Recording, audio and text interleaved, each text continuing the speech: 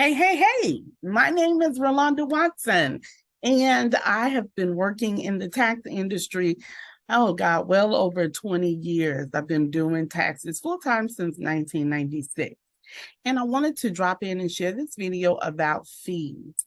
Fees has been a question that, of course, I'm sure many tax pros go over every year, making sure that they're on point with their fees, making sure that they're doing the right thing with their fees.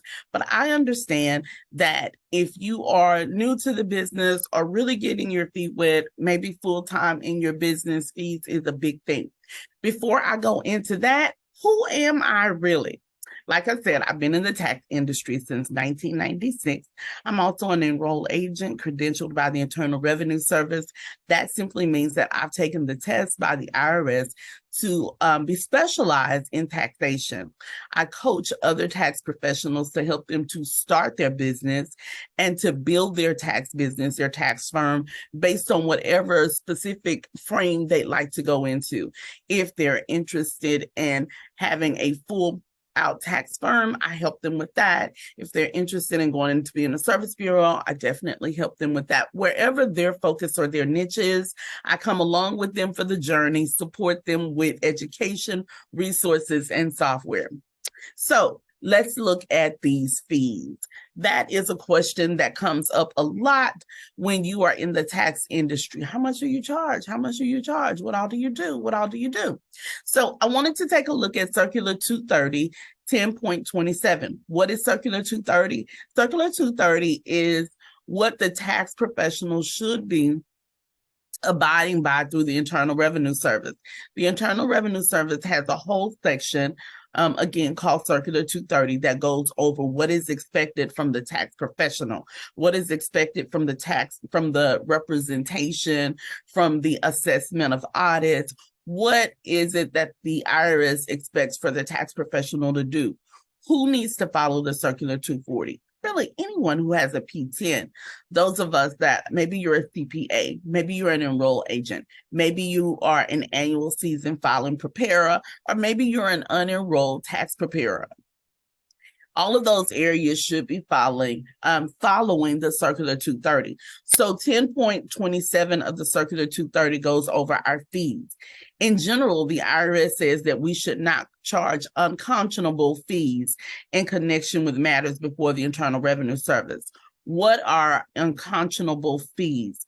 Unconscionable fees are, of course, absorbent fees, fees that you cannot explain based on the services that you provide. I generally tell those that I coach to make sure, first of all, that you're comfortable with your fees.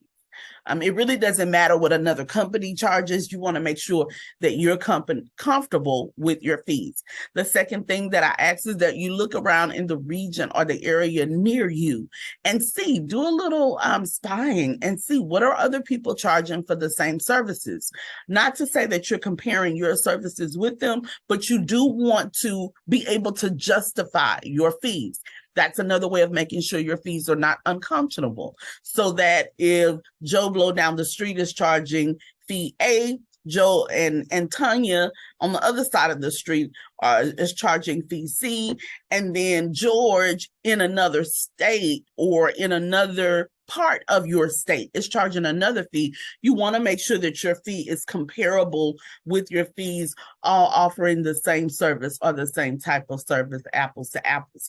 Now, of course, if you have a different credential from another person in your industry, you want to charge your fees based on your credential as well. What are contingency fees? Contingent fees are fees that are charged based on a certain tier amount. The IRS says that we should not charge contingency fees unless we are amending a return.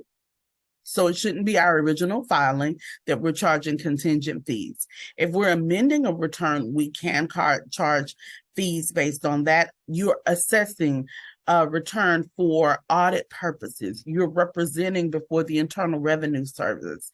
Contingent fees are based on the outcome. So our preparation fees We should not charge fees to clients based on the outcome. We should have a set amount for preparation that we're charging all of our clients. So whether your refund is $10,000 or $200, your fees should be based on the service provided, not the result or the outcome. Again, we want to make sure when it comes to our fees that we are charging fees that are comparable in our area for the services that are being provided, and that the credentials are all the same. So when you're comparing or when you're looking at your fees and you're a CPA, make sure that you're looking at the fees for the CPA in the general area that you're providing, and the services are comparable all in that same area.